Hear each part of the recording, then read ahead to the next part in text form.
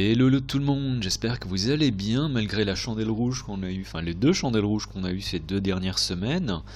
Et bienvenue dans cette petite vidéo du vendredi. On va parler de de Bitcoin, de Litecoin, d'Ethereum, du TK et puis de Solana. On va juste parler de ces 5 là vu que j'ai pas eu de demande particulière concernant les alts. Si jamais il y a des alts que vous voulez que je regarde, n'hésitez pas à me demander ça dans les commentaires, et ben je vous ferai ça dans la vidéo de la semaine prochaine, dans la vidéo de lundi. Et puis on va commencer directement l'analyse de Bitcoin sur la plateforme de notre cher sponsor PrimeXBT. N'hésitez pas à checker le lien qu'il y a dans la description.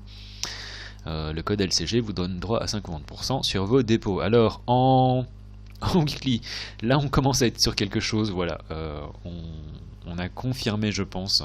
On va regarder ça après sur TradingView, mais on a confirmé la cassure du mini range dans la consolidation. On était ici.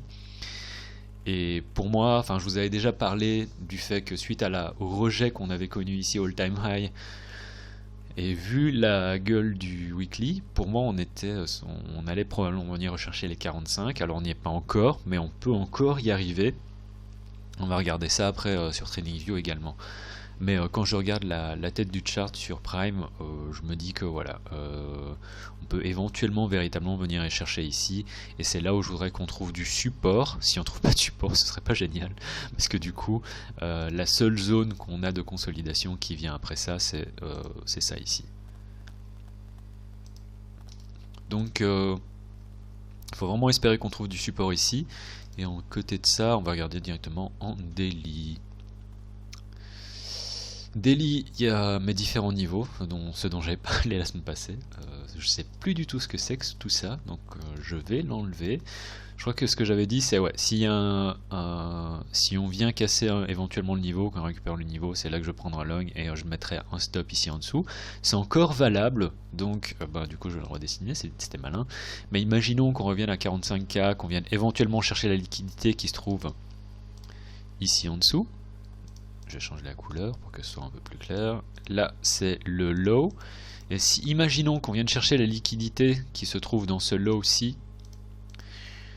Là, voilà, on va faire un truc. Je ne sais pas si c'est visible sur... Voilà, ça doit être un peu plus visible. Mais imaginons qu'on on vienne chercher la liquidité ici en dessous, on récupère le niveau. C'est ici que vous voulez vraiment prendre un long avec un stop ici en dessous. Et l'idée c'est bien sûr de viser dans un premier temps à nouveau les 51 000, mais à terme les 60 000, voire un all-time high. Et ouais, ça c'était ce que je vous ai expliqué, hein. Le stop, si jamais vous voulez rentrer un short, est situé ici au-dessus. Et dans un premier temps, la target, ça reste encore le milieu du range avec les 51K. On peut voir qu'on est passé en dessous. Donc en daily, comment est-ce que ça se passe en ce moment? On va attendre la clôture avant de passer, enfin de dire quoi que ce soit. Mais imaginons qu'on clôture la journée on va dire dans le vert, parce que là il faut vraiment clôturer dans le vert. À partir de ce moment-là, ce serait même assez positif et je pense qu'on va revenir aux 60K. 60K, c'est là qu'on va ouvrir un short avec le stop ici en dessous pour reviser les 51K. Et ce serait pas impossible dans le sens où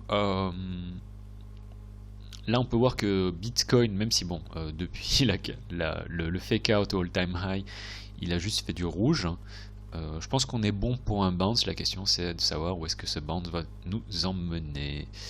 Si on clôture le daily dans le rouge, c'est-à-dire tel qu'on est là, tel quel, imaginons à 49 500, je ne suis pas super fan de ça, dans le sens où, à mon avis, ça va nous servir de résistance, et à moins qu'on récupère le niveau, je pense que ça va nous servir de résistance, et qu'on va revenir retracer tout simplement et chercher les 45. Un truc qui me semble intéressant sur Twitter, alors moi je vous ai déjà parlé des 45 dans la vidéo de la semaine passée, j'espère que ça vous a permis de vous préparer psychologiquement, ou par rapport à votre trading, par rapport à ça. Si je parle de target tel que 45 000, et je sais qu'il y a des gens qui disent « Oh mon dieu, 45 000 », et là on n'est pas loin, on est juste à 4 000 $, des 45 000, c'est un mouvement de moins de 10%. Je sais qu'il y en a qui sont parfois en mode ah mon dieu, on va aller à 45 000, qu'est-ce que je peux faire? Parce que vous pouvez faire déjà, si vous préparez par rapport à un plan de trade, par rapport à une retrace qui soit plus profonde, Et je sais que moi je suis le premier en fait à être limite victime de ce genre de choses. Parce que je fais partie des gens qui parlaient de 45K la semaine passée. Et ça fait déjà super longtemps. Ça fait énormément longtemps. Chaque semaine en fait, en gros, chaque fois que je fais l'analyse sur Prime, je vous dis voilà, ici 45 c'est là où je veux acheter, et si on revient à 38 000 c'est là que je veux acheter. Et j'ai lu un tweet dernièrement d'un gars sur Twitter qui a dit si on vient à 33K, qu'est-ce que vous faites? Et là je me suis dit, je sais que je sonne à chaque fois comme une Cassandre quand je parle des targets de 45 et 38, mais c'est vrai que dans ma tête je me suis pas préparé à ce qu'on vienne éventuellement à 33. Et la question que je me pose et que je vous pose aussi, c'est qu'est-ce que vous faites si on revient à 33 000? Est-ce que vous avez un plan? Est-ce que vous avez du cash? Est-ce que vous avez, enfin pas du cash ou éventuellement de l'USDT, de l'USDC, ce que vous voulez? Est-ce que vous avez du stable pour acheter si on revient à 33 000?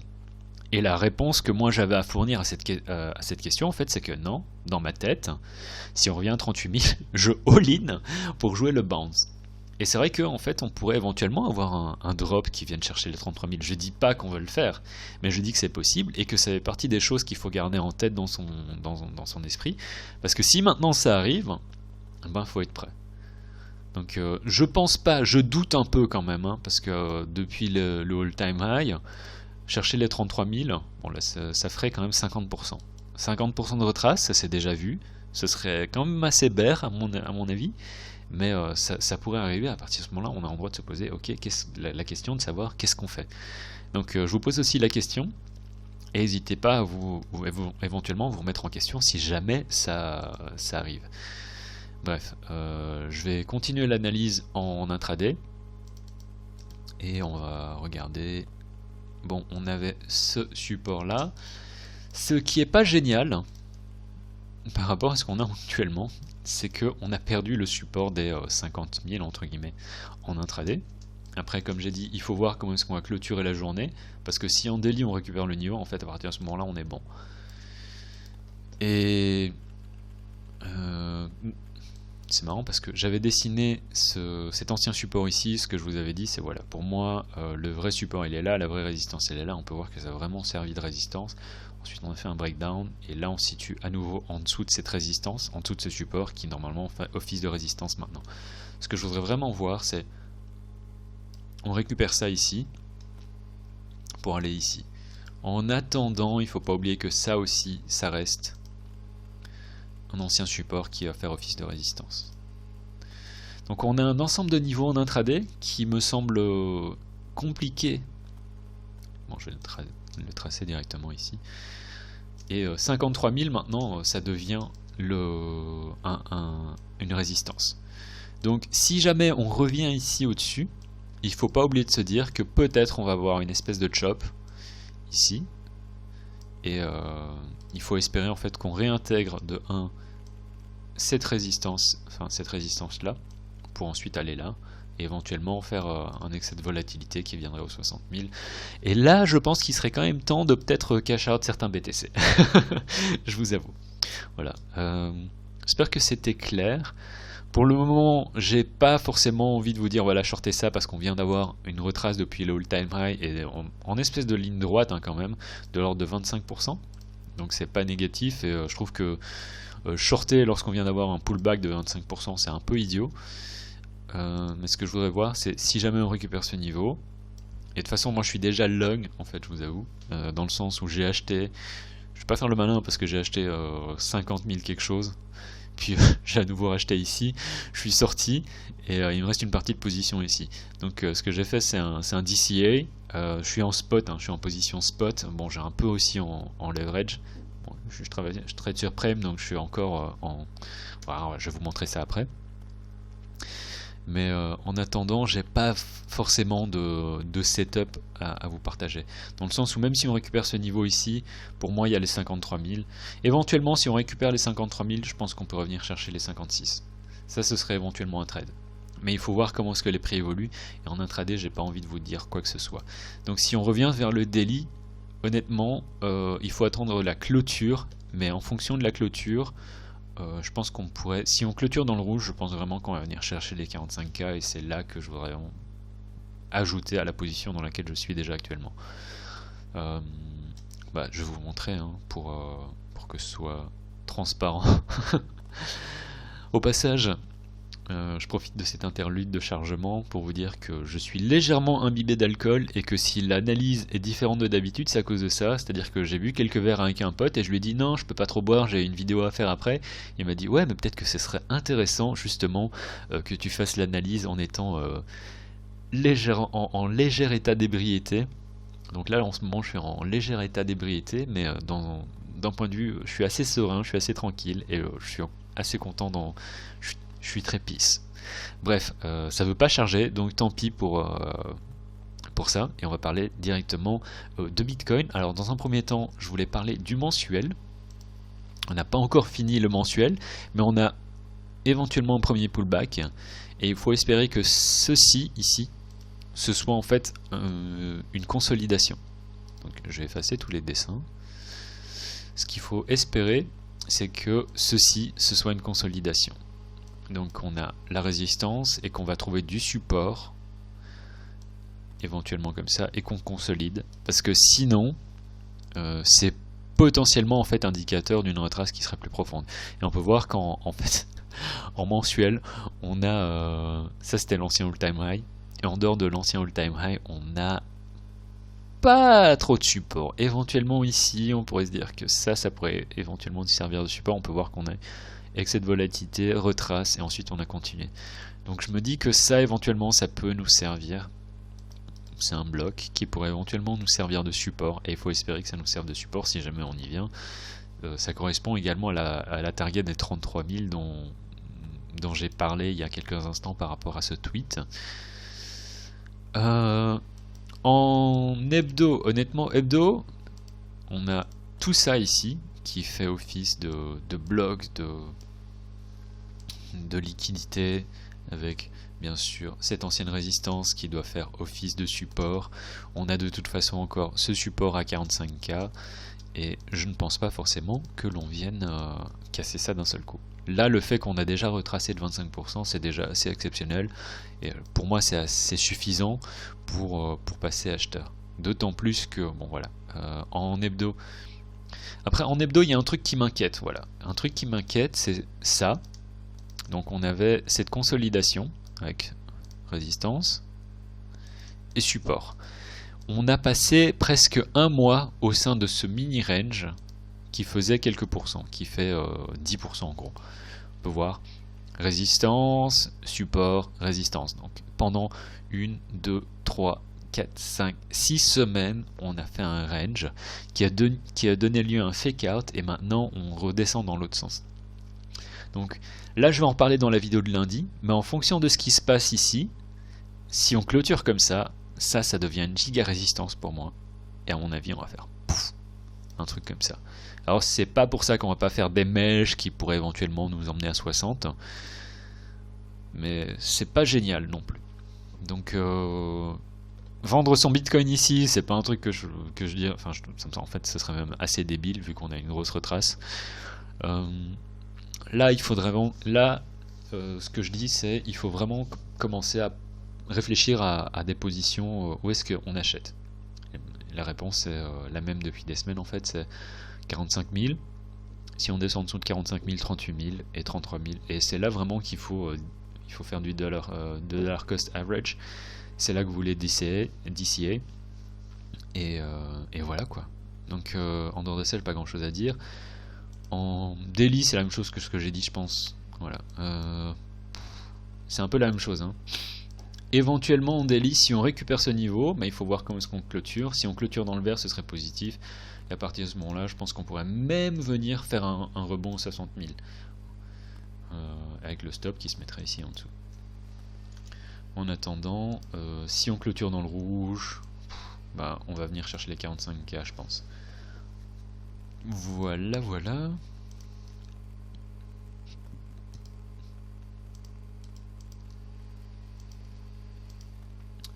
En 4 heures, pas grand chose à dire. Franchement, les niveaux sont assez bien respectés. Donc je vais passer directement sur Ethereum contre Bitcoin. Ça fait 15 minutes que je parle, je suis désolé si c'est trop long. Ethereum, je suis sorti de position. Ça y est, je sais que j'avais dit ouais, je vais attendre les 56. Honnêtement, j'ai vu ce qui. Je suis sorti vers 46, un truc comme ça. Là, on peut voir qu'on est déjà à nouveau vers les niveaux. Honnêtement, il n'y a rien de bearish là-dessus, c'est-à-dire qu'on est toujours sur une. Peut-être que j'ai vendu trop tôt. Donc, je vous avais déjà parlé dans les différentes vidéos du fait que voilà, on a consolidation, pump, et il faut espérer qu'en fait on fasse encore une consolidation, cassure, pour aller chercher les 56. En ce moment, consolidation, et je pense qu'on pourrait avoir éventuellement une consolidation, mais Ethereum est vachement bully quand même, il faut l'avouer.